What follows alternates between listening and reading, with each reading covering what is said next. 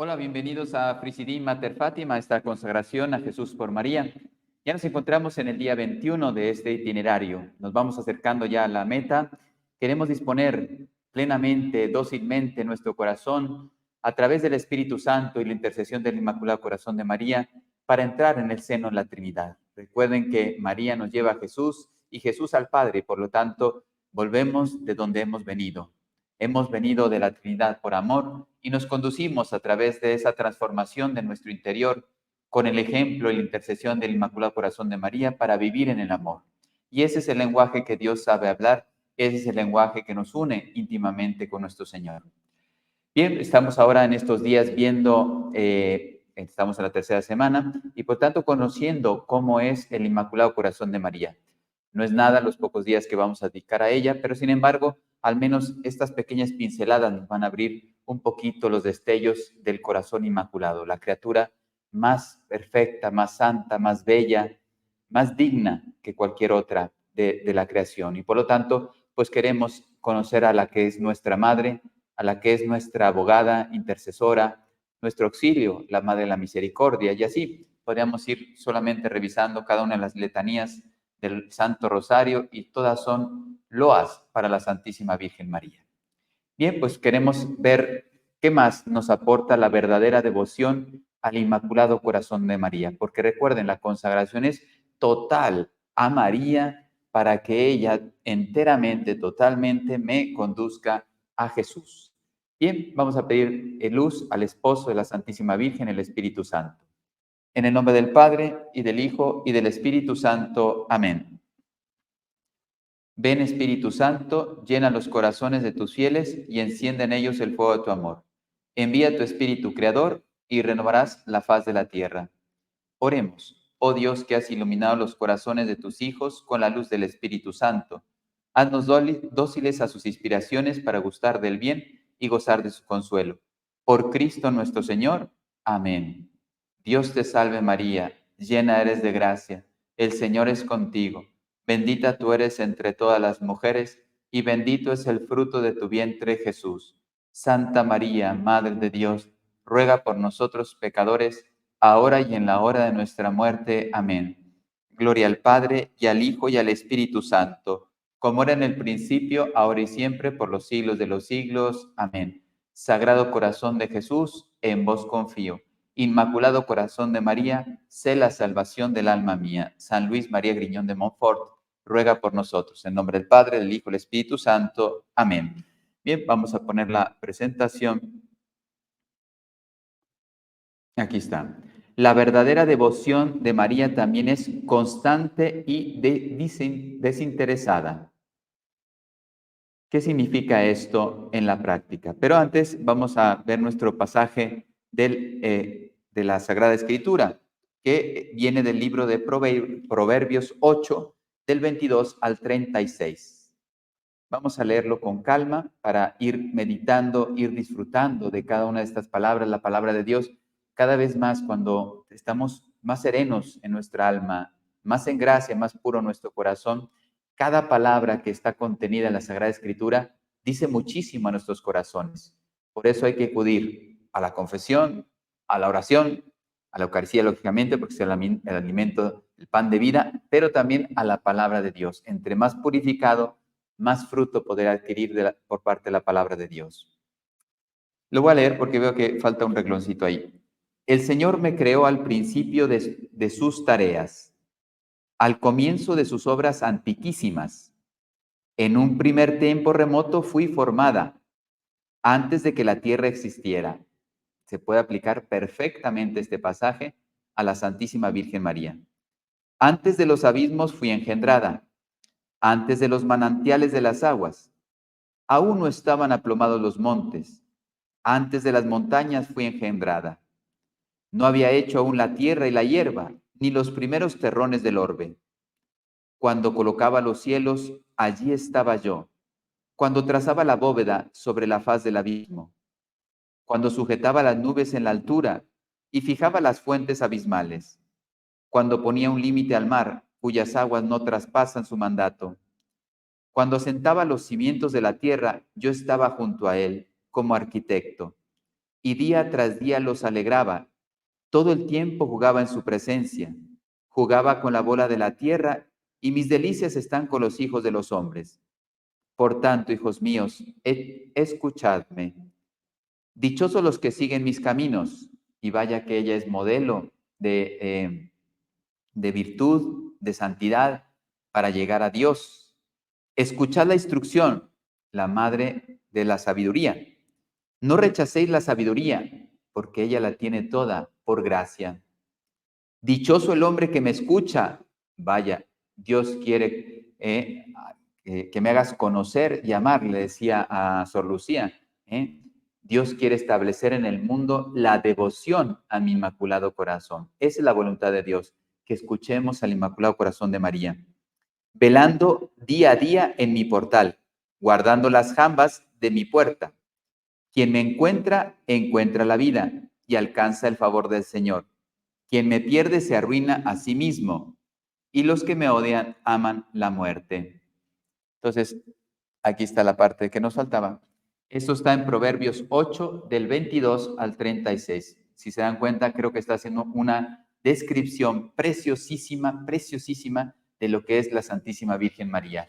El Señor, ya desde antes de haber creado el mundo, la había proyectado y escogido, porque recuerden que Dios sabía que el hombre se iba a equivocar y ya había proyectado la encarnación del Verbo, su Hijo unigénito.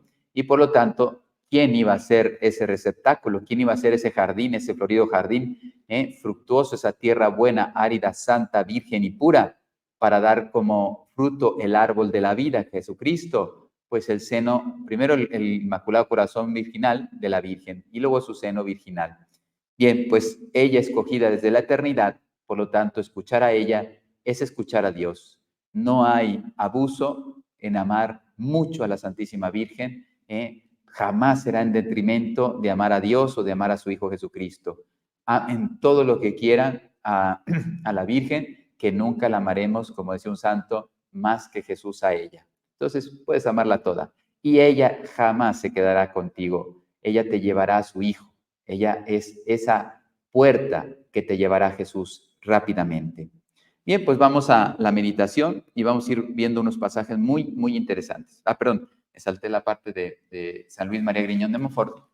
La devoción debe ser constante porque te consolida en el bien y hace que no abandones fácilmente las prácticas de la devoción. El Santo Rosario, la cadenilla puesta en tu cuerpo, la renovación una vez al año de tu consagración, los sacramentos, la oración, etcétera. Todo lo que uno adopta personalmente, o sea, por lo que San Luis María Griñón de Montfort nos propone en el tratado, pues todas esas prácticas las adopto libremente y entonces ahora respondo también libremente con constancia. ¿Sí? Comenzar es de muchos, decía San Escrivá de Balaguer. José María Escrivá de Balaguer decía, comenzar es de muchos, perseverar o triunfar, podría decir también, triunfar es de pocos. La ilusión es fácil de entusiasmar el corazón, pero que persevere el corazón hasta el final, eso cuesta mucho. Dice, te anima a que te puedas oponerte a lo mundano, a las costumbres, a sus máximas, nada, nada, nada del mundo, a lo carnal, sus molestias y sus pasiones, al diablo con sus tentaciones, que son los enemigos secundarios del alma. Dice, con la gente que sea devota, huirá de ti, de tu alma, la veleidad, la melancolía, los escrúpulos y la cobardía, son desproporciones. La Virgen María ayudará a que tu alma siempre esté equilibrada. ¿Sí? Dios está en el centro, Dios no está en los extremos, ni alegrías exuberantes y por lo tanto excesos, o nostalgias, miedos y tristezas, depresiones, no. Ella, Dios y María es un ejemplo siempre en ese equilibrio de la tranquilidad del orden, decía, ¿no? La paz es la tranquilidad del orden, decía San Agustín.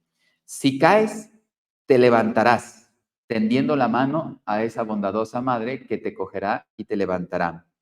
Si pierdes el gusto por la devoción sensible, porque tú vas a querer amar a la Virgen, pero pues a lo mejor el rosario te empieza a costar, la novena de la Virgen María te cuesta, no sé qué, o sea, ¿ves? Oye, esto empieza a ser como un poquito rutinario, monótono y cuesta. Ella, fíjate, no te acongojarás por ello, porque ella te dará fortaleza. El justo y fiel devoto de María vive de fe y no de sentimientos. Por lo tanto, pues yo seguiré, habrá días buenos, habrá días que serán más luchados, pero yo seguiré siendo devoto de la Santísima Virgen María. Después, la devoción desinteresada es, así debe ser la devoción verdadera y recta. Dice, te inspirará a no buscarte a ti mismo, sino solo a Dios en su Santísima Madre. Entonces, yo la amo porque es amable, no porque me va a dar algo. Después de que la ame, me van a venir muchísimas gracias, pero yo no, y bendiciones de parte de Dios, pero yo no amo a María porque me va a conseguir gracias, sino yo la amo porque ella es la Virgen María, es mi madre, la madre de Dios y por lo tanto mi madre. Y yo la amo, me la ha regalado Jesús en la cruz, yo la amo. Y ella me enseñará igual a amar sin ningún interés, sin ninguna condición a Jesús. Yo amo a Dios porque es infinitamente amable. Entonces su bondad me atrae, me transforma, me hace un hombre nuevo y por lo tanto pues quiero totalmente estar desligado de mí mismo para amar a Jesús. Bien, pues esto son las características de la verdadera devoción a la Santísima Virgen María. Bien, ahora vamos a ver las virtudes morales. Ya hemos visto las virtudes teologales en estos días, la fe, esperanza y la caridad de María. Ahora vamos a ver las virtudes morales. Hay un sinfín de virtudes morales, pero vamos a tomar lo que clásicamente la Iglesia siempre ha infundido en nosotros, ha formado en nuestras conciencias, que hay 4 virtudes que le llama cardinales, como diciendo cardinal, como los pilares del resto de las virtudes morales. Sí hay una diferencia entre las virtudes teologales, con mayor dignidad, que las virtudes teologales. Y aquí lo está diciendo. Las virtudes teologales son las que Dios infunde en el alma justificada, o sea, las que están en gracia santificante, y son energías sobrenaturales, ¿sí? Para obrar virtuosamente de acuerdo a las exigencias que se van a presentar en cada momento de mi vida. Pero, ¿cuál es la diferencia de dignidad? Que las virtudes teologales tienen como por objeto ir directamente a Dios. La fe me ayuda a conocer a Dios. La esperanza a saber que puedo alcanzarlo en la eternidad y encontrar los medios para llegar a alcanzarlo. No es que, bueno, me pongo a esperar para que venga por mí. No, yo sé que lo puedo alcanzar, sé que voy a encontrar los medios para alcanzarlo. Y la caridad también lo amo porque es amable, lo que estábamos diciendo ahora, no porque me va a dar algo, lo amo porque lo amo, amar por amor, ¿sí? Y entonces, y también voy a vivir unido aquí, desinteresadamente, porque ya no me interesa lo que me da, sino estar con Él, amarlo, por eso las almas se transforman en Él totalmente, y pues el premio, digamos, natural de ese amor, de esa relación, de ese matrimonio espiritual, es que vayas al cielo con Él. Pero te das cuenta, ya no busco el cielo para llegar a algún lugar, sino busco a Él y Él me da el cielo. Bueno, ahora vamos a escribir lo que son las virtudes morales, ¿sí? Dice, disponen las potencias del hombre para seguir el dictamen de la razón iluminada por la fe con relación a los medios. Fíjate, el objeto de las teologales son directamente Dios. Aquí son medios, desterrando lo que me separa de Dios y, digamos, promoviendo lo que me acerca a Dios, por lo tanto, son medios, ¿sí? Para ir a Dios. Entonces, digamos, soportan, colaboran con las virtudes teologales. Y ya se dan cuenta, la dignidad, uno va directamente a Dios y los otros son medios. Entonces, la diferencia en dignidad es muy grande entre los dos tipos de virtudes, pero todas son necesarias. ¿Sí? Y entonces, medios conducentes al fin sobrenatural. Las virtudes teologales deben ser superiores, son superiores y más perfectas. Bien, ¿cuáles son las 4 virtudes cardinales? La prudencia, la justicia, la fortaleza y la templanza. Y bueno, las vamos a ver definidas cada una y un poquito cómo las vivió María. Lógicamente esto se estudia a fondo y esto es maravilloso, pero vamos a hacer una pequeña síntesis de lo que la Virgen quiere ofrecernos hoy desde su Inmaculado Corazón. La prudencia de María. ¿Cómo fue entonces de las 4 virtudes cardinales? ¿Cómo fue la prudencia? Primero vamos a definir la prudencia. Es una virtud especial infundida por Dios, por tanto viene de lo alto. Hay una prudencia humana, pero esa es imperfecta. Estamos hablando de la prudencia infundida que viene de la gracia, que por lo tanto es teologal, es cardinal, pero infundida. Entonces viene del cielo. En el entendimiento práctico, para el recto gobierno de nuestras acciones en orden al fin sobrenatural. O sea, mis acciones que yo debo realizar deben ser proporcionadas, digamos, ordenadas, prudentes, de cara al fin sobrenatural. ¿Sí? De las virtudes cardinales es fundamental la prudencia. ¿Por qué? Es la más perfecta y necesaria de las virtudes cardinales. Su influencia se extiende a todas las demás virtudes morales, señalándoles el justo medio. O sea, lo que les decía, los excesos no son de Dios. Siempre ese justo medio de la virtud, precisamente en el equilibrio, la armonía que me mantiene la virtud, ese es el cometido de la prudencia para todas las virtudes cardinales morales, perdón, que son el resto de virtudes fuera de las teologales. Le llaman auriga virtutum en latín. ¿Qué significa? Es un ejemplo, ¿no? Cuando, ¿se acuerdan aquellos coches de los gladiadores, ¿no? Que iban, las aurigas se llamaban. Entonces, a caballos y luego un carrito con las 2 ruedas, y ahí iban los militares, ahí luchaban, un carro mucho más rápido que cualquier otra, digamos, coche de guerra. Y entonces, eso es, se dan cuenta, varios caballos briosos, fuertes, bien entrenados para resistir los embates contra el enemigo y también para poder hacer maniobras rápidas y correr, ir y volver, etc. O sea, es una pelea. Bueno, pues esa virtud es como el que lleva ese carro, ¿sí? La prudencia es como el que está dirigiendo el carro y dirige los caballos. No son los caballos los que dirigen la persona, que serían como las pasiones, ¿no? Sino, o las virtudes mal utilizadas. Entonces uno lo va llevando y ahora hay que correr, ahora hay que ir para otro lado, para otro no sé qué, ahora hay que investir, ahora hay que irse para otro lado, ahora no podemos investir, hay que escapar porque nos están pasando muchos. Entonces, y ese, se dan cuenta, es la realidad de nuestra alma. Nos va preparando para defendernos del enemigo y hacer que las virtudes alcancen su máxima, digamos, virtualidad. Pues ya se pueden imaginar la prudencia de la Virgen María. Dice, la practicó en grado perfectísimo, todas en grado perfectísimo. Por eso le llamamos la Virgen prudentísima en las letanías, porque con respecto al fin que se propuso, siempre quiso agradar y en todo a Dios, sirviéndose, llamándole con toda la capacidad que tenía su Inmaculado Corazón. O sea, ella puso todo orientado para amar a Dios. Lo conocía por la fe, lo experimentaba por la esperanza y el amor, y sin embargo, pues las virtudes también colaboran para orientar todo su ser, ¿sí? Por eso ella no cometió pecado, porque no se separó ni mortal ni venial. No tiene pecado la Virgen María. Entonces, ella toda unida, vamos a decir, monolíticamente unida, orientada hacia el Señor. Decía un cardenal, ella jamás hizo nada precipitadamente, sin reflexionar, sino que primeramente se aconsejó con su celestial esposo, ponderando con sabia lentitud los motivos y razones de su obrar, juzgando con paz y quietud respecto a la conducta que había de observar y siguiendo puntualmente los dictámenes de la razón y de la fe.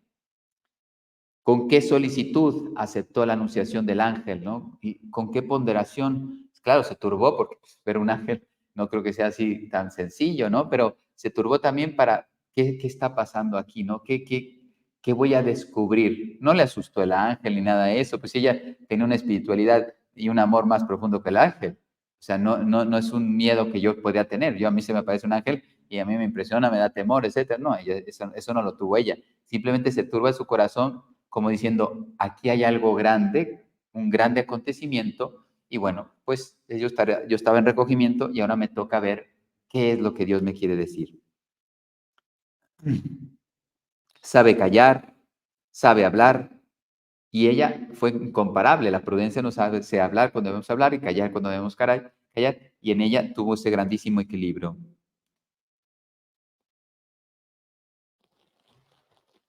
Por ejemplo, ella no tuvo la misión de los apóstoles, por lo tanto ella no tenía que evangelizar, pero ella formó a los apóstoles y tuvo que compartirles todo lo que conocía de su hijo. Bueno, ellos no tenían toda la capacidad para recibir toda la hondura del corazón inmaculado de María, pero se dan cuenta, entonces ella no tenía que hablar como los apóstoles, pero habló como madre de la iglesia, madre de los apóstoles, madre de los mártires. ¿Sí? Entonces, en cambio, en la cruz no tenemos una palabra de ella. Si la profirió, no está registrada en la escritura. Entonces, ella lo más probable es que cayó estas 3 horas de agonía de su hijo, viviendo hondamente la pasión de su hijo, acompañándolo con profundidad. Se mostró también saber hablar a tiempo. Por ejemplo, cuando el arcángel San Gabriel se le aparece, ahí se habló. ¿Por qué? Porque te estaba preguntando cómo se iba a realizar el plan de Dios, ¿no? No si ella estaba discutiendo si lo iba a realizar o no, no, eso su corazón estaba pronto para decir un sí, un fiat. Pero le preguntaba al ángel, dime cómo se va a realizar este acontecimiento. También habló con su prima Santa Isabel, y así también con San José, etcétera, pero siempre con esa prudencia. Bien, vamos a ver. Aquí está cómo la practicó la Santísima Virgen. Ahora la justicia de la Santísima Virgen. ¿Qué es la virtud de la justicia antes? Inclina la voluntad, fíjate, la prudencia iba al entendimiento práctico, la voluntad, perdón, la justicia va a la voluntad, ¿sí? Que me inclina, fíjate, o sea, ya me ayuda, es un hábito que viene del cielo, me ayuda a constantemente dar a cada uno lo que le pertenece estrictamente. A Dios lo que le pertenece a Dios, a las criaturas lo que le pertenece a las criaturas, a mí lo que Dios quiere que me pertenezca a mí. ¿Sí? Entonces, ese equilibrio de la persona. Y una de las partes más importantes de la justicia es hacer siempre el bien y evitar el mal. Por eso María durante toda su vida practicó el bien en grado jamás igualado por nadie, a excepción de Cristo. Cristo está por encima de la Virgen, pero nadie tuvo esa justicia como la de la Virgen María, y evitó el mal. No contrajo jamás la menor sombra de pecado ni imperfección. No tuvo nada, un alma perfecta, una criatura que no tuvo nada. Nosotros, bueno, primero, con que dejemos el pecado mortal. Segundo, el venial. Y luego lucharemos fuertemente contra las imperfecciones. ¿Cuáles son entonces las virtudes derivadas? Porque la justicia tiene muchas virtudes derivadas. Esta es una, la religión, que es la justicia para con Dios y sus cosas. La Virgen María siempre dio a Dios lo que era de Dios y a sus representantes lo que les era debido. En darle a Dios hay dos tipos o dos formas de expresarlo, el culto interno y el culto externo. El culto interno, que le damos todos, pero María de forma excelente, es el culto interno se da en la devoción y en la oración. ¿Qué significa la devoción? Consiste en una prontitud de ánimo para entregarse a las cosas que pertenecen al servicio de Dios. La entrega de María fue íntegra, pronta, total y constante. ¿Sí? O sea, se dio a las cosas de Dios totalmente y siempre y lo más rápido posible. Y en la oración, pues imagínense, no ha habido un corazón que más profundamente ha experimentado en su alma a Dios. Entonces, por eso decía San Alfonso María de Ligorio, dice, no ha habido jamás ningún alma sobre la tierra que haya seguido con tanta perfección como ella, como María, aquel gran consejo de nuestro Salvador. Es necesario orar siempre y no desfallecer. Esa es la clave. Si tú vives esta premisa, vas a vivir intensamente. Después viene el culto externo, que tiene 4 manifestaciones. Primero, la adoración. ¿Qué significa la adoración? Es cuando testimoniamos externamente la reverencia que nos merece la excelencia de Dios y nuestra sumisión ante Él. Por eso, delante de la Eucaristía nos arrodillamos, nos postramos, etcétera. Hacemos actos de adoración desde lo más íntimo de nuestro corazón, porque sabemos que ahí está Dios. La Virgen María era un acto continuo de adoración a Dios, tanto interior como exterior.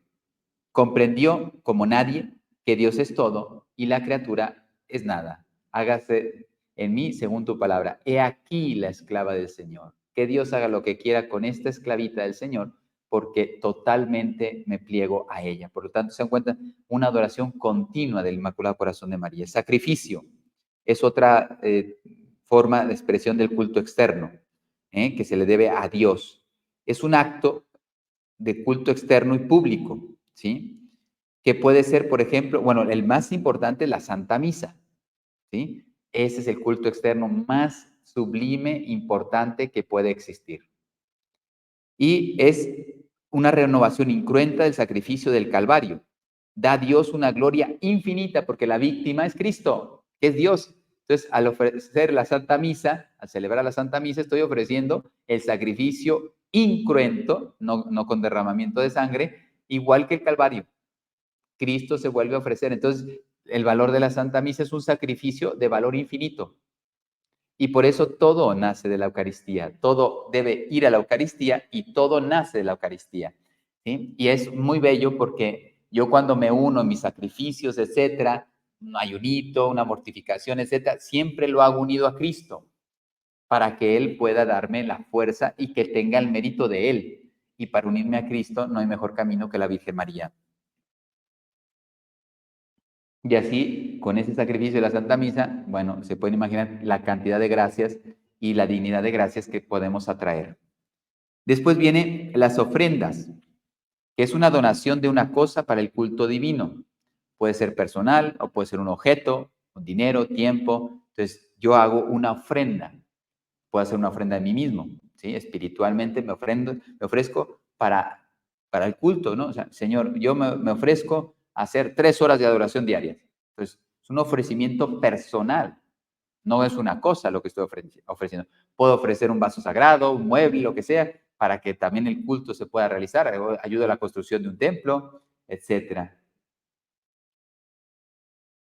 La ofrenda que la Virgen María ofreció cuando nació nuestro Señor Jesucristo, un par de tórtolas o 2 pichones, porque era digamos, el precio de la ofrenda de los pobres. Recuerden que José y María fueron una familia pobre por amor, no pobre por desgracia, sino por amor. Aceptaron la pobreza. Y por último, el voto. Es una promesa libre hecha a Dios de un bien posible. No sé, casarse. Pues yo hago el voto de virginidad o de castidad y ya no me caso. Entonces, era posible. Yo cuando tenía 18 años pude haberme casado, pero ahora no, porque he hecho un voto de entregar mi vida a Dios. Entonces, descarto un bien posible que es bueno para quien se sienta llamado y lo puede hacer. Pues, o hago voto de, no sé, de entregar mi castidad, por ejemplo, matrimonial, que los hay, o de pobreza. Oye, aunque gane mucho dinero en la empresa, puede ser un voto de pobreza. Entonces, ese bien posible que me viene por mi salario, porque me va bien en los negocios, pues lo ofrezco a Dios, porque yo hago un voto de pobreza y todo lo que me sobra de la vida esencial, pues lo doy a los pobres. ¡Wow! Imagínate el sacrificio, la ofrenda súper agradable a Dios. Bien, viene otro, la piedad. Todas estas son, digamos, virtudes que están adheridas a la virtud de la justicia. La piedad es la justicia para con los padres y la patria, ¿sí? O sea, ¿qué debo dar yo? A veces uno utiliza mal la palabra piedad. Uno dice, es un hombre piadoso. ¿Y qué estás pensando en un hombre piadoso, una mujer piadosa? Pues que reza mucho. ¿Sí? Es el concepto que tenemos. El piadoso es el rezandero, ¿no? El que reza mucho. No, la piedad es precisamente eso, tener justicia para con nuestros padres y la patria. Es una virtud sobrenatural que nos inclina a tributar a los padres, a la patria, etcétera, el honor y el servicio debidos. Por ejemplo, la Virgen María la manifestó en 4 aspectos, ¿no? A sus padres, Joaquín y Ana, santos Joaquín y Ana, para su esposo San José, le obedeció, le amó, ¿sí? Y bueno, a sus papás se pueden imaginar la reverencia, el respeto, la obediencia, la escucha, el servicio, aunque se separó, según la tradición, parece ser que se separó muy pequeñita, con 3 años de sus padres. También la Virgen obedeció a la autoridad civil cuando César Augusto hace el edicto y manda a ir a todos a su lugar de origen para hacer el censo, pues la Virgen también cumplió, obedeció. a las autoridades religiosas, por ejemplo, a los sacerdotes, escribas, ella cumplió la ley, no fue a hacer la purificación al templo, ella cumplió la ley. Y también obedeció a los apóstoles, ella era la madre de los apóstoles, pero obedeció a los apóstoles. Pedro era Pedro, Pedro tenía que llevar la iglesia. La Virgen está ahí, digamos, cubriéndola, fecundándola, instruyéndola, ayudándonos a divinizar nuestras almas, criterios, etcétera. Pero es ella la que está acompañando. Es Pedro el que gobierna la iglesia y ahora con sus sucesores. Bien, vamos a otra virtud que le acompaña, la obediencia para con los superiores. Es la virtud moral que hace pronta la voluntad para ejecutar los preceptos del superior. Su fundamento es la autoridad del superior, ya sea directa o indirectamente, ¿sí? Puesto por Dios, porque Dios pone a los superiores. Directamente cuando son superiores religiosos, etcétera, parte de la iglesia, obispos, etcétera. Pero también los gobernantes los pone Dios, aunque no son buenos a veces, porque uno dice, ¿cómo puso Dios a un gobernante que ha hecho mucho dolor en un país, ¿no? A través de su gobierno. Sí, de forma indirecta. Dios permite esa posibilidad. Les voy a poner un ejemplo. La Virgen en Fátima nos dijo, Rusia va a flagelar el mundo. Si no la consagramos, si no nos convertimos, porque estamos pecando mucho, pues Rusia va a hacer mucho daño al mundo entero. Y ya, mire los errores de Rusia, el ateísmo, el marxismo, el aborto, el divorcio, etcétera. ¿Cuánto daño ha hecho a nuestra sociedad? Dice la tradición, por lo tanto, que ella, pues a los 3 años ya había sido entregada al templo y se dedicó a obedecer a los sacerdotes, porque ella, desde muy pequeña, Dios quiso que se fuera preparando para los 15 años recibir esa grande llamada de parte de Dios, de contraer matrimonio virginal con San José y ser después elegida la madre de Dios. Entonces, ella estaba preparándose, ya estaba desposada con San José, no vivían juntos, pero ella ya recibe el mensaje que va a ser la madre de Dios. Y así, desde que nace Jesús, ¿y qué hace? Pues cumple con la ley, ¿no? Lleva al templo al primogénito y lo purifica. Cuando después los magos se retiran y el Señor le hace ver que tiene que huir a Egipto, huye a Egipto, no busca otras componentes. No, el Señor me dice que vaya para acá, pero yo voy a ir para allá porque no sé qué pasa. ¿Qué sería si la Virgen hubiera ido a otro lado? No, es impensable porque la Virgen no se equivoca, pero hubiera sido un desastre. A lo mejor hubiera matado al niño porque se hubiera equivocado. Hasta el final de la vida de Jesús, ella comprendió que tenía que ser la corredentora estando al pie de la cruz. Ella es la corredentora porque era la madre del corredentor. Y entonces se manifiesta en la cruz, silenciosa, obediente, entregando a su Hijo a Dios Padre, entregándose con su Hijo a Dios Padre en el Calvario, en la cruz. Se puede imaginar. Entonces, la obediencia de la Virgen fue continua, pronta, total, siempre en conformidad de su voluntad, del Inmaculado Corazón, con la voluntad de Dios, totalmente, perfectamente. Bien, pues vamos a seguir. ¿Se dan cuenta? Se podría hablar muchísimo.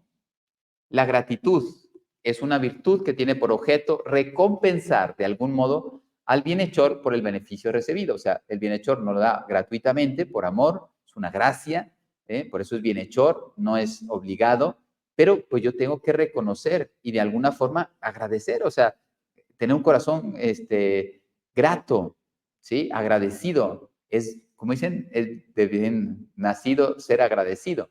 Bueno, porque en las apariciones, por ejemplo, de Santa Margarita, María de la Coque, del Sagrado Corazón de Jesús, y en Fátima, que al menos eso me toca leer de vez en cuando, también un poquito en Sor Faustina Kowalska, la Divina Misericordia, pues voy a citar esas 3, las hay más.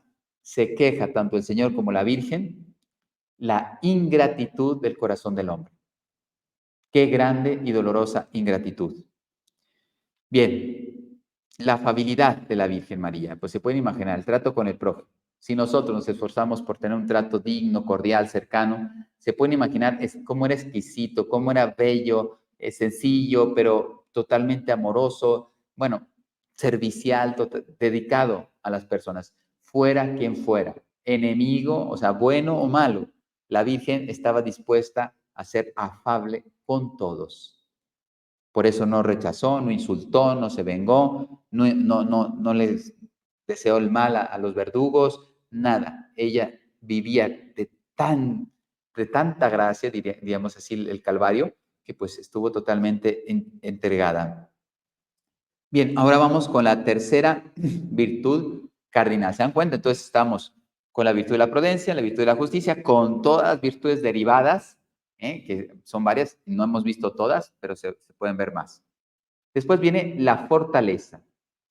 Robustece el ánimo, por lo tanto la voluntad, para afrontar la voluntad y las concupiscencias, ¿sí? Las pasiones, las mantiene a raya, para afrontar con energía los mayores peligros o dificultades en el camino de la virtud, sin desfallecer ante los más duros trabajos. María practicó la virtud de la fortaleza en grado máximo. Fue en su martirio al pie de la cruz del Redentor. ¿Sí? Ahí es cuando ella más fortaleza necesitó. Siempre estuvo con la fortaleza al máximo, pero ahí Dios, digamos, es una forma de expresarlo, ¿no? Como el plus, ¿no? Un poquito más, el magis de San Ignacio de Loyola.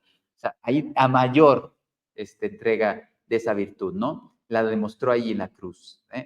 El dolor fue el más extenso y el más doloroso de la Santísima Virgen María. Su vida, por lo tanto, fue un martirio continuamente. Más profundo el dolor, que es la palabra que nos falta. Bien, María lo resistió todo con aquella fortaleza heroica que le valió siempre el título de la Virgen, la Madre de los Mártires, la Reina de los Mártires, porque la prueba que ella vivió fue profundísima. Bien, seguimos con la templanza de María. Es la que modera la inclinación de la naturaleza humana hacia las cosas deleitables, los placeres del gusto, del tacto, conteniéndolos dentro de los límites de la razón iluminada por la fe.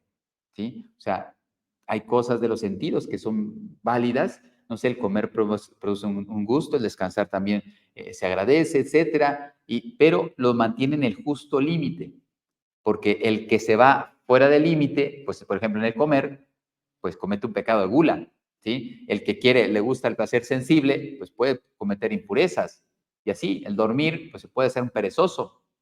Entonces, la templanza mantiene ese atractivo de los placeres del mundo, pero en el justo límite. Puedes comer, puedes beber, puedes descansar, pero siempre en el justo límite. Y María lo tuvo en un grado máximo. Aunque ella no tuvo, o sea, propiamente no tuvo necesidad de la virtud de la templanza, porque ella no tenía inclinación, ¿sí? Mas, sin embargo, la vivió en grado perfecto. Entonces, el no tener, digamos, necesidad, porque ella era toda llena de gracia, no tenía desequilibrio en sus pasiones, etcétera, en sus inclinaciones, mas, sin embargo, sí la vivió de forma heroica y perfecta. Y entonces no le quita el mérito, porque algunos dicen, bueno, si ella no tuvo inclinación al pecado, pues entonces no tuvo que luchar. No, la vivía, pero de una forma más, digamos, fácil, porque estaba acompañado de la gracia.